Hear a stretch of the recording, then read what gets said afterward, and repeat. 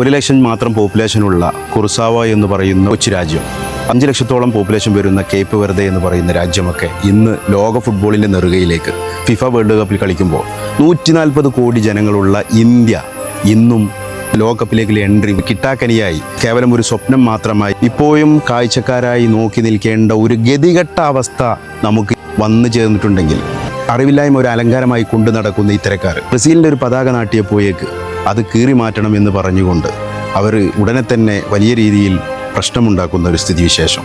എന്താണ് പച്ച കാണുമ്പോൾ പച്ചക്കളറെല്ലാം പാകിസ്ഥാനാണ് എന്ന് ധരിച്ചിരിക്കുന്ന പമ്പര വിഡ്ഢികൾ ഈ ഭൂമുഖത്തുണ്ടെങ്കിൽ അത് ഈ സംഘികളാണ്. ഈ ലോകകപ്പിൽ കണ്ണൂരിൽ നിന്നുള്ള തഹസീൻ മുഹമ്മദ് ജംഷീദ് എന്ന് പറയുന്ന ഒരു 19കാരൻ ഖത്തറിന് വേണ്ടി ബൂട്ടണിയുകയാണ്. അത് നമ്മുടെ പോരായ്മയാണ്. ഈ രാജ്യത്തിന് വേണ്ടി കളിക്കേണ്ട താരങ്ങളാണിതൊക്കെ. ഒരുപാട് പ്ലെയേഴ്സ് നമ്മുടെ രാജ്യത്ത് തന്നെയുണ്ട്. പക്ഷെ അതിനൊന്നും പ്രോത്സാഹിപ്പിക്കുന്ന തരത്തിലുള്ള ഒരു ഇടപെടലുകളും വേണ്ടപ്പെട്ട ഭാഗത്ത് നിന്നും ഉണ്ടാകുന്നില്ല. ഇത്തരത്തിലുള്ള വർഗീയപരമായിട്ടുള്ള വർഗീയ വിദ്വേഷ അല്ലെങ്കിൽ വെറുപ്പിൻ്റെ രാഷ്ട്രീയമാണ് ഈ ഫുട്ബോളിൽ പോലും കലർത്താൻ അവർ ശ്രമിച്ചുകൊണ്ടിരിക്കുന്നത്.